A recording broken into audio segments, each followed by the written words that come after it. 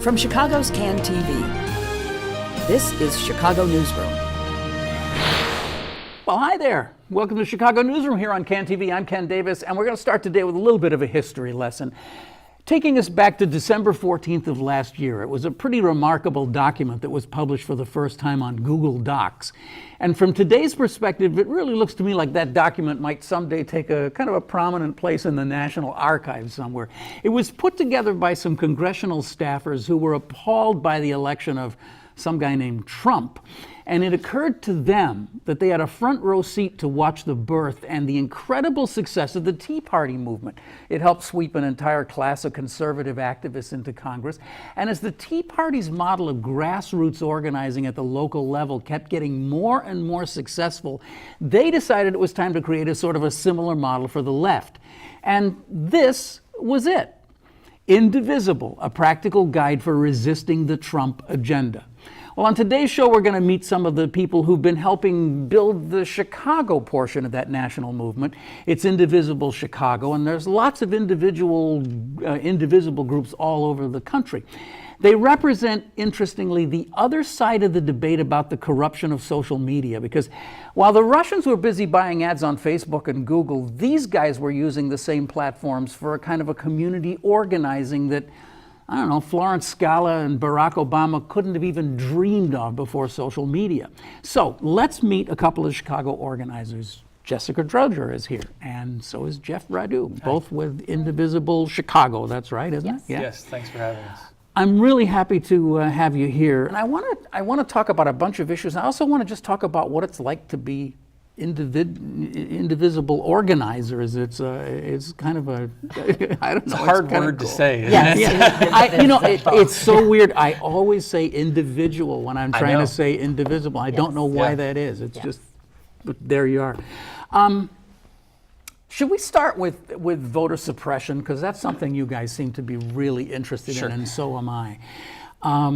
You have, your organization, National Local, has done a great job of really sort of talking to us about cross-check. And I've heard you talk about it before, so I just want to shut up and have you guys tell us what cross-check is and why it's important in Chicago and why it's important in Illinois. Sure. So we started our activism with regards to cross-check following the letter from Secretary of State of Kansas, Chris Kobach, who is also the vice chair of the Commission of Election Integrity. He issued a letter to all 50 states asking that they all submit their voter registration information in their entirety to the Commission for statistical analysis and review and public dissemination. And this was something that troubled our team almost immediately. I'm sorry. I just cut you off because I want to take it back a couple of months or before that. Because as we all know, Donald Trump actually did win the popular vote because it was stolen because 3 million people voted there illegally. There were more than 3 million illegals who voted for him, and you know, the liberals managed to figure out a way to take it away from him. So that's why it was really important for him to set up some kind of an organization that would look into this. That's right. And that's where this Chris guy comes from, right? Well, yes, and I mean, he has been in the voter suppression business for a long time. It is sort of his business card? It is, I think it is. He also helped write the Show Me Your Papers law in Arizona, where anybody who looked like they might be illegal could be asked for their papers, which smacks of authoritarian regimes, and that was before Trump was even president. The Sears program, too. Yes. Yeah. Oh, yeah. For the Muslim registry. The Muslim registry during the George W. Bush administration. So as soon as Trump won, Kobach ran immediately to Trump Tower and met with him and told him all this stuff about, you know, how there were illegals voting. And right after that is when Trump tweeted about his actual win of the popular vote.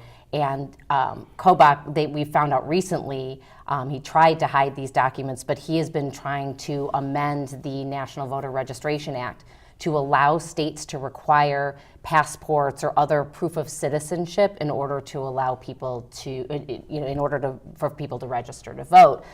And that's something he's denied, but some courts released the documents. So he's been in this for a long time, and Crosscheck has just been part of it that he's trying to hold up as an example of what we could do nationally, which is problematic because, as we can tell you, it's a really bad program. So what is Crosscheck? Crosscheck on its surface is a voter maintenance tool, a voter registration maintenance tool that state election officials use to do what is, really needed, and that is to maintain their voter rolls.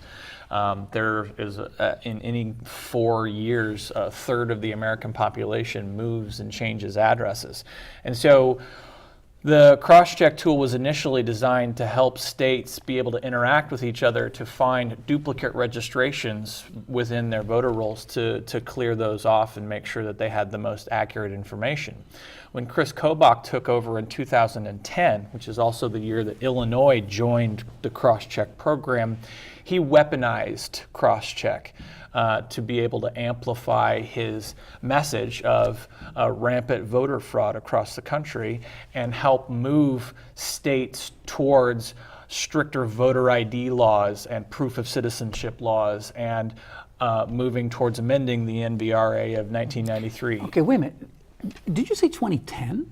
Yeah. So Illinois has been in this program That's since right. 2010? Yeah. Yeah. I didn't even know the program had been around that long, but let alone that Illinois. And how many states are in it? So currently there are 29 participating states. 28 or 29. 28 or 29 Only participating half, and states. we're one of them. And we're Well, one that's of them. something to be proud of. We joined in 2010 on recommendation from the former county clerk down in Champaign County, who linked in with the Kansas election officials who operate the program. And he pitched the program to the director of voting and registration systems at the Illinois State Board of Elections, who is Kyle Thomas. And we have email exchanges, indicating that there was an enthusiastic response for this program as a tool to maintain the Illinois voter rolls. They pitched it to the State Board of Elections, and all of them, voted to join the program. Was this Quinn? No, so this is not to do with the governors. Governors are not involved in this decision. This is strictly through the State Board of Elections, that is the election authority within the state. It's an 8-member board, 4 Democrats and 4 Republicans that are appointed by governors and members of the leadership.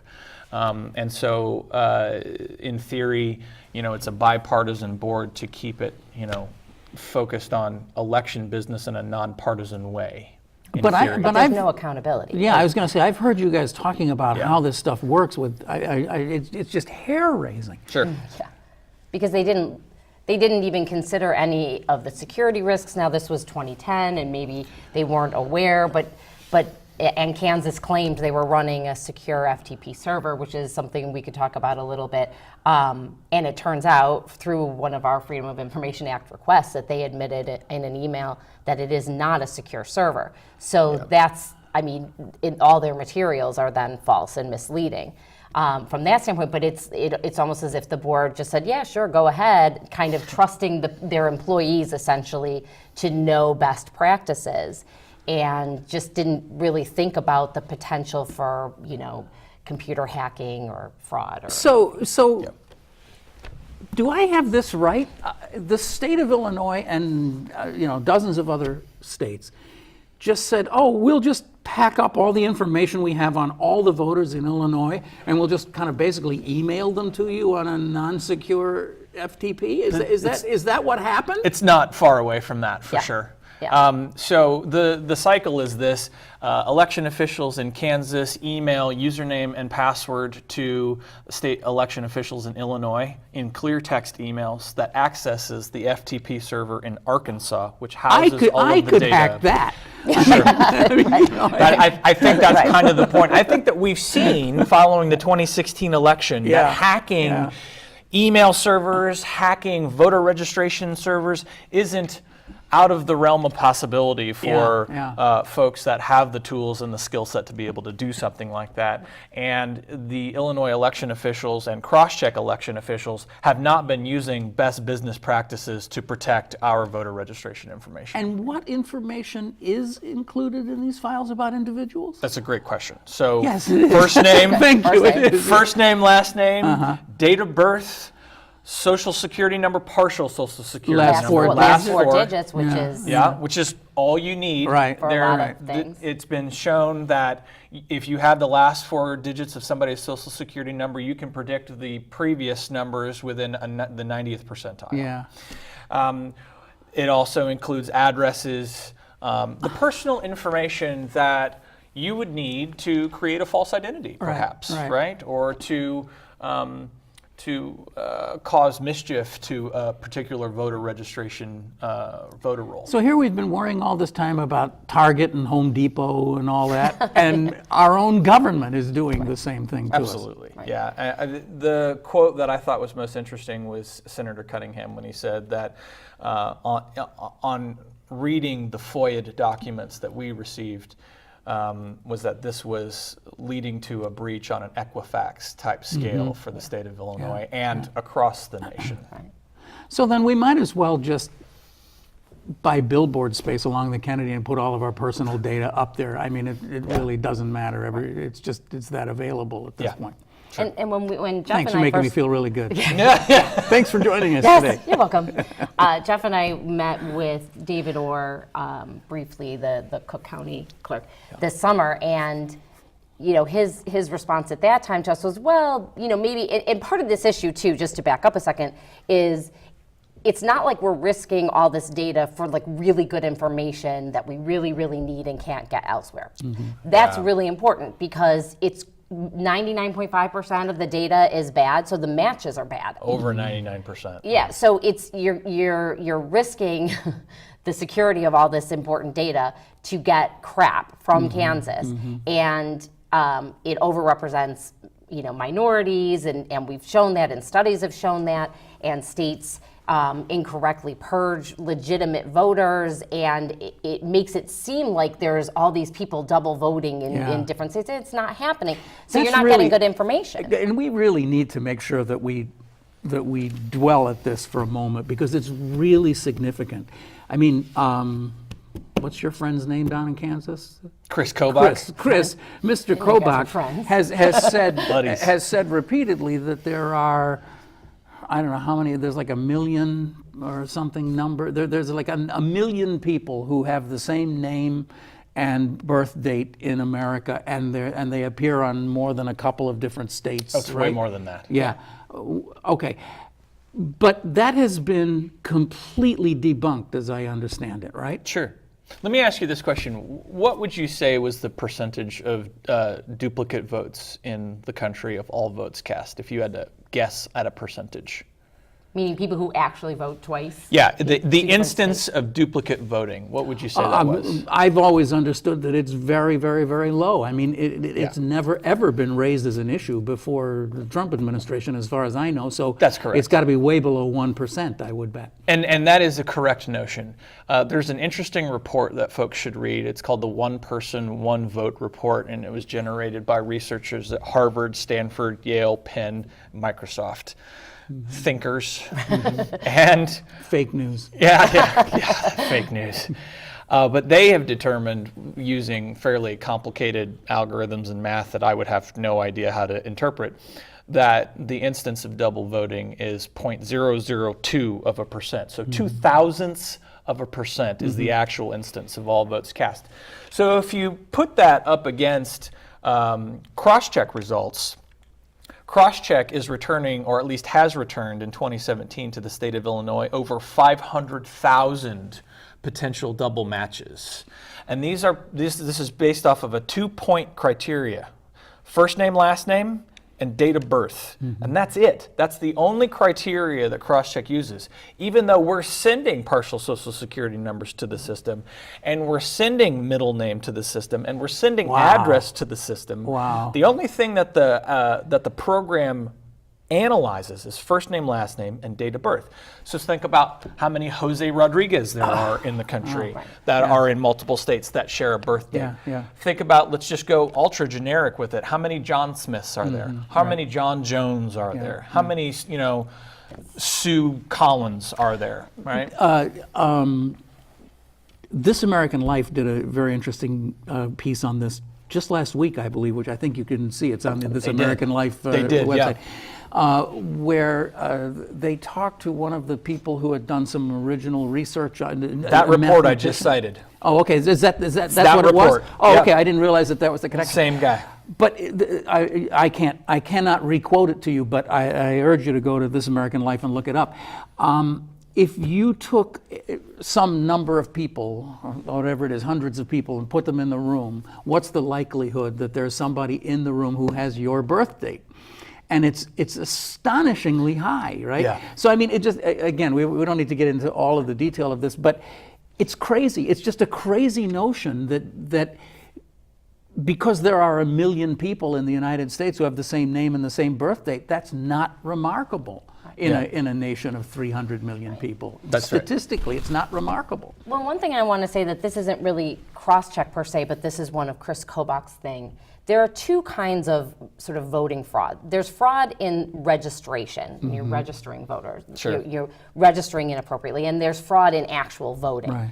He likes to blur the line between the two, and he'll use them interchangeably. So he likes to refer to a case where some college kid was convicted of registering dead people to vote. Well, the issue was he was getting paid per person he registered to vote. So he found a shortcut, and he did this. And the only reason it was caught was because some poll worker or some worker in the office was like, "This is my dad, and he's been dead for 5 years." Yeah. So it wasn't. No one was intending to vote as a dead person. Right, He right. just was trying to make a little extra money. But he likes to confuse that issue. And then the only people he has the power to personally prosecute in Kansas these instances of voting, and he has prosecuted a couple cases of double voting. All of them, I think, were Republicans, first of all. It's like 7. And they were older people who happened to have property in 2 different states and thought it was okay to be able to vote in both those states. And they were wrong. But the local prosecutors didn't bring it. So he tries to make this like it's a big deal. Crosscheck will only catch if somebody happens to vote in 2 states. It doesn't catch a ton of other types of voter fraud. So Right, it's not even right. that useful in the end. That's So- the irony. There is voter fraud. It does exist, Right. but Yeah. this system isn't catching any of that. No, and it costs us money, Right. but it allows him to have these huge numbers. Yeah. So really, the bottom line is there's another system that the Illinois legislature has, said that Illinois should be in, and it's Yeah. called ERIC, and I always forget what. The Electronic Registration Information Center. Thank you. That's Yep. pretty simple. I should remember that. But Yeah. And ERIC it was developed by Pew Charities and IBM. Yeah. It is nonpartisan. It is run by the states that are in it. It's not run by one person in one state. Yep. And it is not free. That's the other thing. Crosscheck is free, which is why theory. it's free in theory, but you have to spend Seems lots pretty of time. expensive to me. Right. Yeah. So ERIC is something $25,000 a year. It's really not that expensive. Yeah. But the problem is Illinois didn't have a budget for 2.5 years, and they claim they didn't have the money, and they're trying to set up the systems. And in fact, one of their IT guy at the last board meeting was apparently complaining more than once about all these Encryption the encryption protocols that they have to put in place to participate in ERIC. And we're like, We were sitting there listening, You going, are an gosh, IT you guy. gotta This is actually actually go your through job." the encryption to protect our information. That's Man, why that it's must be wow, pretty your hard. job sucks, man. So it's like mind-boggling. But ERIC also, to be in that system, they will give you names of people, likely voters that aren't registered in your state, and you are required to try to register them to vote. So the states that participate in ERIC have a higher voter turnout and registration and all that. So we should be in That's ERIC. right. Yeah. So what's our status now? Are we still in this? We're this still in it. crosscheck? As I mentioned earlier, it's I guess the damage has been done anyway. It's so. a voluntary program. For 2017, it's already been done. What we're trying to do is prevent 2018 from happening. So every year, the information is uploaded to the system at one specific designated time, which is January 15th. And so we're Great. Tell everybody what we're up against it. Yeah. Right. Well, but that's the point. I mean, you wouldn't need me on TV to be able to figure out that it's happening at one point. It's in the cross-check instructions. And so what we're finding is that all of this information is being uploaded at one time, and it's housed in an unsecured FTP server in Arkansas. That's a big, Thanksgiving turkey for any hacker who wants to access over 100 million pieces of voter registration data from 28 participating states. So where we are now is pushing more of a legislative pressure angle. We've got over 40 members of the state legislature that have either signed on to a letter or issued a letter of their own to the State Board of Elections demanding that they discontinue their partnership in Crosscheck. On Thursday of last week, Senator Durbin and Senator Duckworth joined us by issuing a letter to the State Board of Elections laying out their argument quite succinctly and urging the board to discontinue its partnership. We've had Congressman Gutierrez, Congresswoman Schakowsky join us, and Congressman Quigley has issued a statement on this as well. So we're working to put pressure on them through our legislators. On November the 7th, Senator Cunningham, who is my senator down in Beverly, he is going to be holding a hearing of his Telecommunications and Infotechnology Committee, and he has called on the state board staff to testify as to the release of the FOIA information that was put up in the press over the last week and a half. He has got some very sincere concerns about protocols for protecting Illinois voter registration data, and he wants answers from the State Board of Election officials for why they're participating in such a program that would expose our data in such a way. So This is a very cool thing. This is organizing in a kind of an old-fashioned way and a very modern way at the same time. Sure. It's really impressive, and I think you guys have been doing some really interesting work. I'm really kind of curious about sort of expanding this conversation into modern communications, however you want to categorize them. Yeah. The Senate has been having these hearings for the last couple of days as we speak on Thursday. They're the third day now. And, Google and Apple and Amazon and Twitter and Facebook, they're all there. And we just learned yesterday that Facebook's profits are up 79% in one quarter. I mean, they are making, not only are they making all the money, but they are gradually, and this is something that is a real concern to me, they are gradually becoming the media in the United States. They're not just like a major part of the media, they are gobbling it all up. This is like a giant fish in the ocean that's eating everything around it. Yeah. And we've seen some, pretty obscene stuff that's happened in the last election with the Russian hacking, and I was just really intrigued by an NPR report yesterday. They just happened to do this report, but something that was mentioned yesterday is this. The Russians created these two organizations, the Heart of Texas and the United Muslims of America. The Heart of Texas cut line is homeland of guns, barbecue, and your heart. And for the Muslims, it was I'm a Muslim and I'm proud. They created these organizations. They each had like 200,000 or 300,000 followers on Facebook. And then they created an event somewhere in Texas where they tried to get both these groups to come together in the same place. It doesn't sound like very many people did go, but it was really a confusing event because, well, where's the organizers? Right. Well, they're somewhere in Moscow. In Moscow, yeah. I mean, in one level, it's kind of funny, but it's also deadly serious. But on the other hand, folks like you are able to use it in a really positive way. So, I mean, how do you guys feel about social media? Is it a good thing, a bad thing? What is it? I mean, it's a tool, and like anything, you can use it. And I'm going to sound like I'm in the NRA or something. Like a gun is a tool. It's the person, but I think that's true. It's a tool, and you can use it for good or for bad. I think one of the Facebook issues, doesn't kill people. People kill people. People kill people. Right, no, right. But I mean, and Facebook, Yesterday, it was one of my friends posted on one of the another grassroots organization page, and there is some page that purports to be Sarah Huckabee Sanders' page, but it's really a fake one for this right-wing propaganda news rag thing. But it has pictures of her and it says her name and all that, and it's once you get into it, it's very clear it's not her page. Sure. So we reported it all day, and Facebook won't take it down. It's obviously imitating a public person in order to get their stuff out, and Facebook's like, well, it really doesn't violate our community standards. How can that not? It's so obvious that a human being is not looking at that. So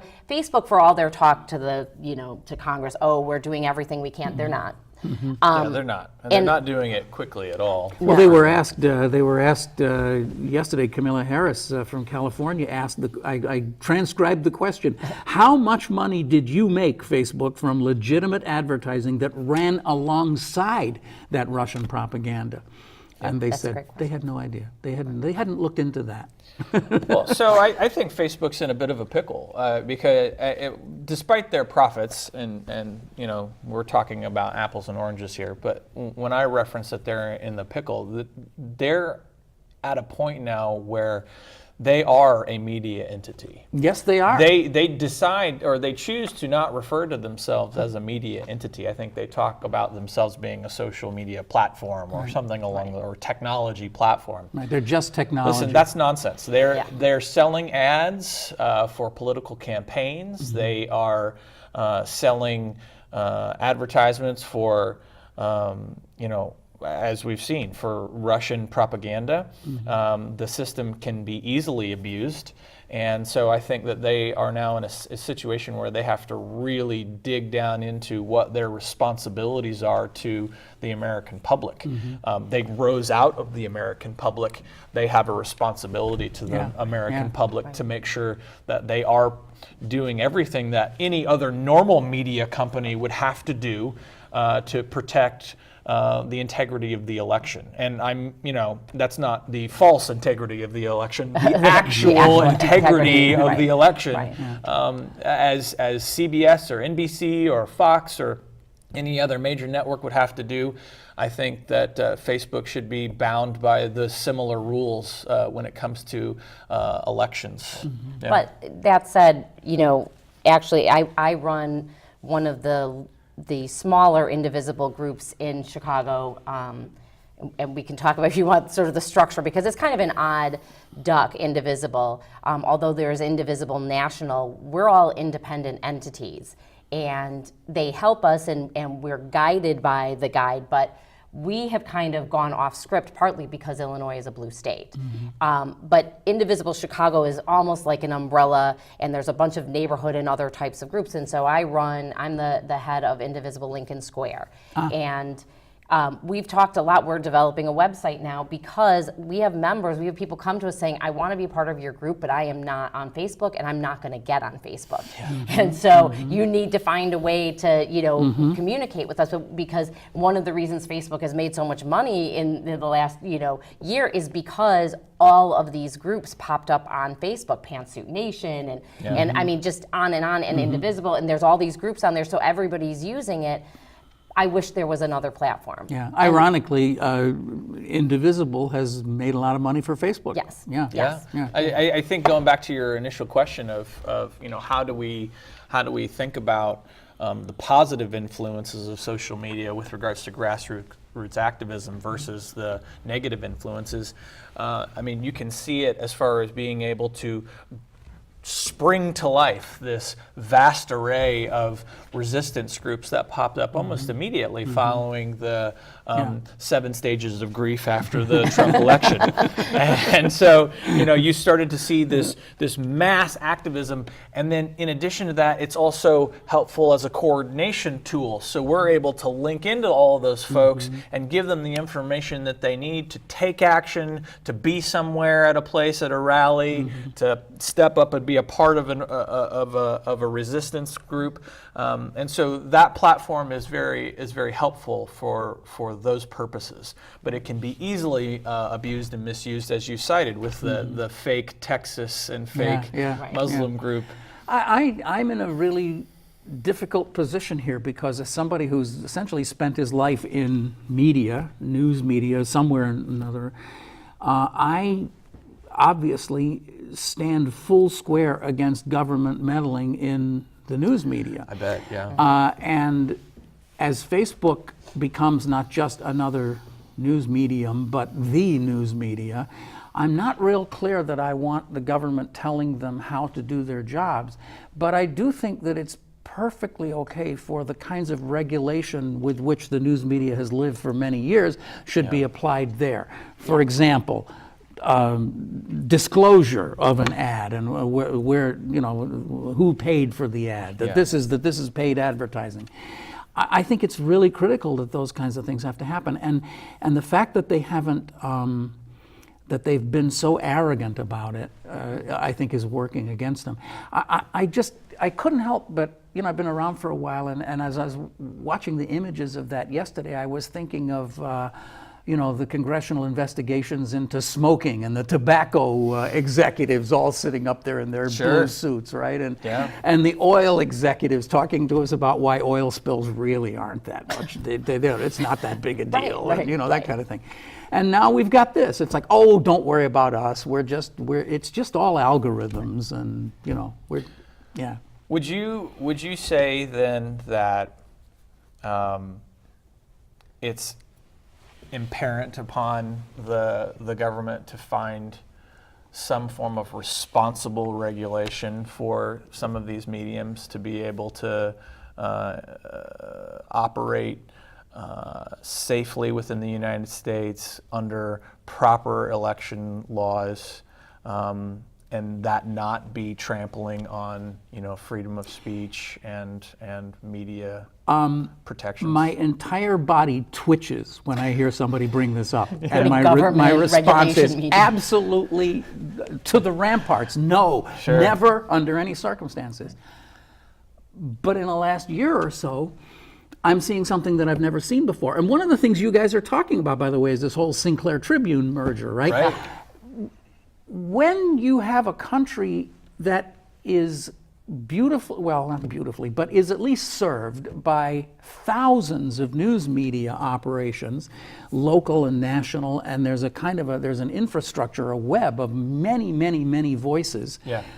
I think it's absolutely imperative that you keep your hands off it. But as we have gradually in this country just seen everything being sort of sucked up into like giant vortexes of power, my reaction changes. I mean, we talk all the time on this show about how even the biggest news organizations are now sitting quaking in fear of Facebook, because Facebook decides what their news budget is for for it decides what Google, they get to read. And I shouldn't Amazon. Say Facebook. Right. I should say the electronic media platforms are making all the decisions about what we know in this country. And that is a really frightening thing. I guess I would say more than I want them regulated, I want them decentralized, which is why it's important and maybe we should just change topics a little bit. This Sinclair Tribune thing is disgraceful. It scares me more than almost anything else. And because a lot of people don't understand how the media works. And this even goes to something, CNN during the election, and I forget the name of the guy who runs their news division, bringing Jeffrey Lord and people like that on and hiring Corey Lewandowski. Mm-hmm. It wasn't about being fair and balanced. It was about, he said, it's a drama. I want people, it's about the show. It's right, it's reality TV. Reality, and I think that did just as much damage as Breitbart and maybe more, because people trusted CNN. So people trust their local news. And the kind of stuff that Sinclair has as must-runs, where their local stations must run these things, is absolute propaganda. I mean, it is literally conservative propaganda, and it's played as if, this is just your normal everyday news. They forced them to show a terror desk thing from New York, as if Islamic terror is something that we have to worry about every single day, and that is not. Of course, yesterday we did, but in New York, but it doesn't happen as often as they would have you believe. So I think it's a really dangerous thing. And again, like you said, there used to be all these rules about how many stations one company could own, and they're trying to get rid of all those rules. Yeah. And you're going to end up with state-run propaganda. Well, the Federal Communications Commission, like the EPA and so many others, is almost completely evaporating. I mean, it wasn't as robust as I would have liked to have seen it in the past, but now it's just essentially non-existent. Yeah. So we've got a lot of weird stuff going on. You know what? A few minutes we got left. I want to talk to you about you guys. What the heck happened? I mean, you must have just been Chicagoans who, like everybody else, was just kind of walking around and, as you say, a slight daze, and something made you decide. Did you quit your day jobs to be full-time because Certainly George not. Soros pays you, right? You get a check from George Soros. I haven't received my George Soros check yet, so I I still read have to that. do my I day read job. that in Breitbart. I know that I you guys know. are all being paid. Oh, All of us. It's all, it's all funded by. People are going to believe me. Hashtag sarcasm. So we deal in sarcasm a lot here. No, seriously. I mean, tell me your stories. Well, as Jeff always likes to say, we were all kind of couch Democrats, right? I mean, we were Democrats. We'd donate to this. We'd vote Democrat all the time. And for me, I kind of was like, I was born in 1964, in the height of, civil rights, and Barack Obama's president, and Hillary Clinton's going to be next. Everything's okay. Everything's fine. We're good. And then all of a sudden, we weren't. And it was like everybody else. I got to do something, and a friend of mine introduced me to Indivisible, and what I found is if you just show up and start doing stuff, then other people start doing stuff, and then suddenly you're going to be sitting in a legislative committee meeting in Illinois. Or Saturday morning, I'm having a coffee for my Illinois House Rep Ann Williams, who's awesome, by the way, and suddenly I know people in politics, and you're just kind of doing stuff, and it's been great. It helps me deal with the news every day. Yeah, I was going through my 7 stages of grief. I was going down the rabbit hole. I was going all survivalist mode on everybody. I was packing go bags for the He has apocalypse in my gallons of basement. water in his basement. I was purification tablets. And my wife walked into the kitchen, and I was in a particularly glum mood at that moment, and she slapped the Indivisible guide down in front of me and she said, "Would you read this already?" And I looked through it, and that night I was putting up a Twitter handle, and I was setting up a Facebook page and trying to figure out how to begin developing a local chapter in my neighborhood. Wow. And what it did for me, and I think what it did for a lot of us that started early, and it provided us with an outlet to do something.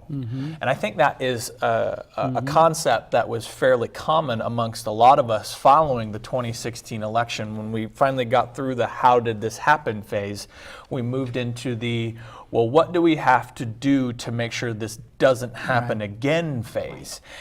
So there's an argument that can be made that the Trump election is the greatest thing that could have happened to the Democratic Party and to social activism in our country.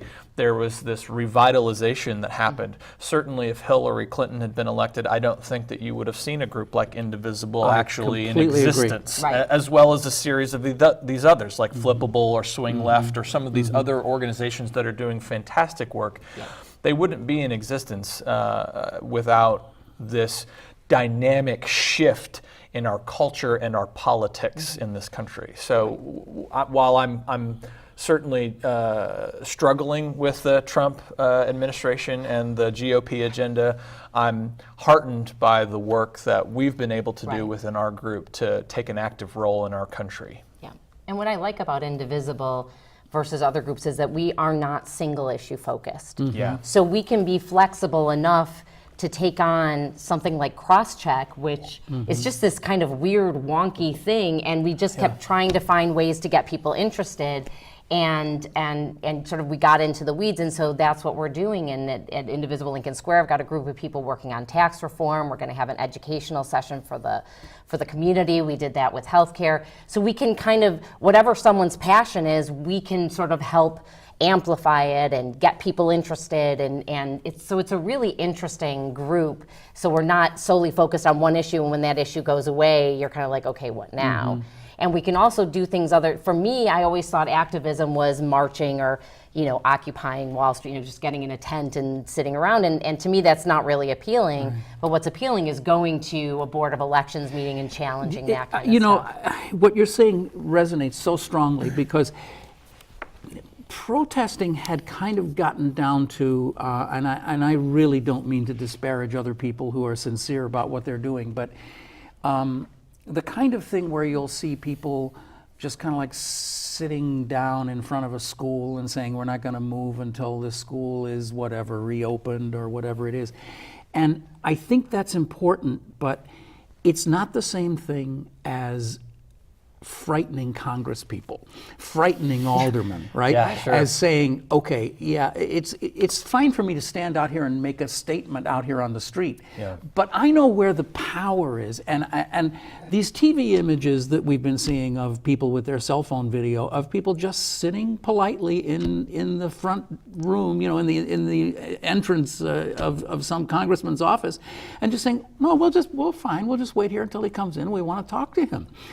It's a whole different level of activism, and it's kind of an old-fashioned level of activism in a way. I kind of think it's important. You were a part of 60s activism, I assume? I was around, yes. You were around? Yes, I was. And, I wasn't. Yeah. How would you say that level of activism compared to the activism that you're seeing today? Oh, I mean, how many hours do you have? That's a really complicated issue. I have come to believe in my old age that a lot of the activism in the 60s was just because people were pissed off about the Vietnam War. Okay. And frightened by the Vietnam War, legitimately so. Sure. It was a brutal, ghastly war, and families were split, and it drove people into two camps, and it got violent and nasty and ugly, and it really kind of wasn't activism in a way. It was reaction to a really horrible situation. That's interesting. But at the same time, the civil rights movement was having great successes, and that was because they were talking about a social injustice that was an entirely different level of things. But to my great regret, it didn't put deep roots down. It didn't last much beyond a certain point, which is kind of what you're talking about like if Hillary Clinton had won. There was in my humble opinion, there was a point at which it was like, well, hey, look at this, look at all the gains we've made, and then the foot comes off the accelerator in some way. So I'm not nostalgic about 60s activism at all. I think it was a great lost opportunity, and I think some of the things that have gone wrong in our country in the 70s and 80s and 90s are because it was not successful. I ask because, while we're an activist group and have made fairly significant strides early on, we're also very young and inexperienced in the work that we do. Mm-hmm. And we're also looking to civil rights and resistance organizations that have been around for a long time for guidance and for a level of understanding on how we can continue to improve and how we can put our resources to assisting some of their activism as well. Because we're all part of the same country, and we all have very similar goals, at least on this side of the ideological spectrum. Right. So. Well, and I think that's really important because one of the knocks on Indivisible is it's pretty white.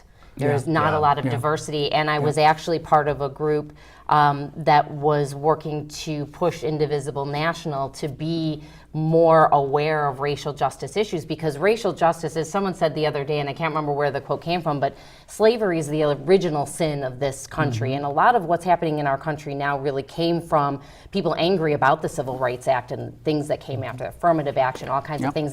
And we have really some really deep systemic racism in this country that's kind of bubbled to the top now, and it's surprised a lot of people. So we need to be aware of how those things operate. And so National Indivisible is in the process of hiring somebody to full-time address racial justice issues and train people and make sure that they are aware of how their actions impact different. So I think that's important. My sense of this is that it is so easy for something like Indivisible to just become diffused almost overnight into doing too many things and getting too thin and being spread too thinly. And the successes have been political. I mean, just politics political. The successes have been the kind of stuff you're talking about making people aware of idiocy like cross-check. And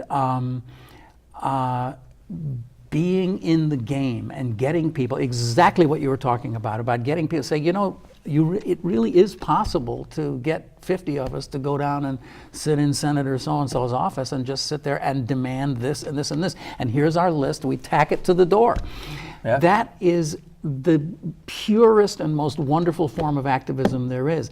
But it so quickly gets diffused into other things. Yeah. And I have no advice for you, because I think we've seen in the whole history of our country this happens. There are these, I mean, the Tea Party itself, right? The Tea Party itself is very similar. These people were as sincere as you are. They believed that there were systemic things wrong with our country. They rose up, they took power, they grabbed power, and now they're kind of a footnote. Well, they rose up, they took power, and then they were co-opted by the radical right and folks like the Koch brothers and the Mercers. Exactly and right. Then, you know, big money took over their message. Right. So while it started off as grassroots activism, it is certainly not that anymore. Yeah. And I would say that, you know, the difference, one of the big differences between, you know, the Tea Party movement and now what is the Indivisible movement, and they've been compared, there are a lot more of us. Yes, absolutely right. There are a lot more of us. I don't want to fall into the trap of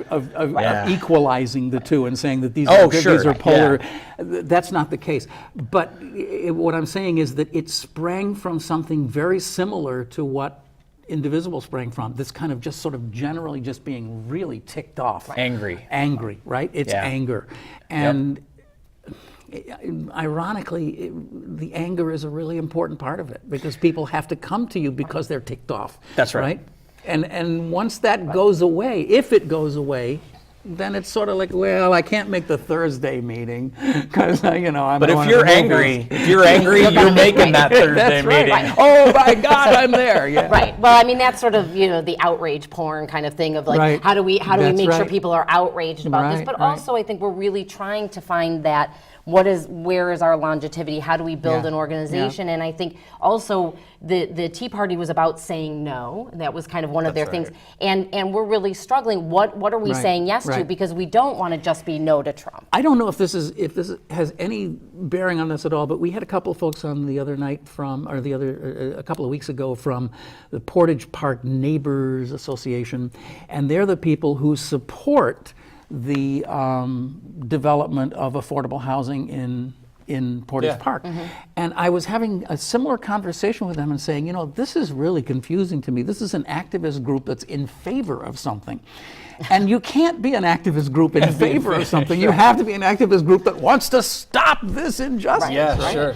It's very hard to be a positive force, but I don't know. That's what we're trying to do, though. Yeah, well. I mean, you have to be both. You have to say, we don't want this, so we're saying we don't want cross-check, but we want Eric. That's so there we have our yes and no. If you're no all the time, the response to the no people is, okay, then what's your solution? What is your solve? Right. How are you going to fix this? I mean, for example, on your website today, one of your activism things for today is CHIP, right? The Children's Health Insurance Program. Yeah. That's being activist in favor of something. We want that to be we want that legislation legislation to be renewed. Yes, Yeah, absolutely. children need to be covered. Right. Yeah. Yes, it's Oh, a they fine do? that they- I mean, Yeah. seriously, That's it's, a Why it's can't they just- absolutely basic- it's absolutely criminal that our federal governing body can't agree that children's health care should be a priority. Well, they don't That- vote. that- That's that- the problem. That's right. That They need to get up and vote. dismiss this as something that is not important, and that is Why can't the private sector take care of them? Why can't they just go out and get a job? yeah, sure. Why, We want to get why do back they- to the days of child labor. Why do these kids have to depend on the government for everything? That's what I want. There was a point where my girls Hashtag were on sarcasm. chip. There was a point where my girls were on chip. I'm an independent contractor. You know, we were working to grow a business, and there was a point where my daughters qualified, and if we didn't have that at that particular moment in time, they wouldn't have been covered. And that's that. And I'm in the lucky few. I've got resources through work, but there are millions of Americans that don't have that type of coverage for their children, and that is inexcusable. People that are working Healthcare is more a than right. one job. Yeah. People that Healthcare are- is a yes, right. Yes, that's what we need, and that's what we're Yeah. for. We are for universal healthcare. Healthcare is a right. That's what we want to Right, get our. right. And if our representatives aren't willing to say that and go there, then we need to elect people who are willing. Absolutely. To. It's not for me. It's not about one solution, Medicare for all, or this or that. Yeah. It's about that. If you cannot say, yes, I believe that healthcare is a right, and that the government has a role in making sure everybody has Is that, insured, yeah. then you are not, I'm not going to support you as my elected representative. And when Yeah. we get to that point, that's what I'm for. So we need to find those things that we can fight for, but there are also things we need to fight against, and that's what makes this so much more fun. I guess really, Jeff, to your point, I don't think you asked me about my age and activism. In my ask your age. in my lengthy life of watching this, I've never seen anything quite like that Women's Day thing. With The 3 Women's million March. people Women's March. That just was incredible. spontaneously taking to the streets, and I think this is exactly what you're talking about. I do not think that the I don't know how to describe, it's not one side and two sides. It's much more complicated than that. But I don't think that the Tea Party oriented people could have gotten 3 million people into the streets. Oh, I just don't certainly think, not. I don't think No. they are, I don't think they represent America in the way that, frankly, you guys do. Thank you. All right, well, we've blown through our time here. We got to go, but we'll have you back. Thank you very This is much an for having ongoing us. conversation. Yeah. This conversation will never end. So there you are. Thanks. Indivisible Chicago, Jessica Dredger and Jeff Radu. I never met you before today, but I'm really happy that we did, and we'll do something else. for Okay. having us. All Thanks for having us, Ken. Okay. Thank you. You've been watching Chicago Newsroom. It's a production of Can TV, and we're very proud of that. And we will be back again next week with another conversation about this and that having to do with Chicago. And thank you for watching. Don't forget, this is where you can go to watch all of our 7 years of shows. Lots of them. Lots to see. And we hope you'll do that too. See you next week, okay? Thanks. Bye-bye.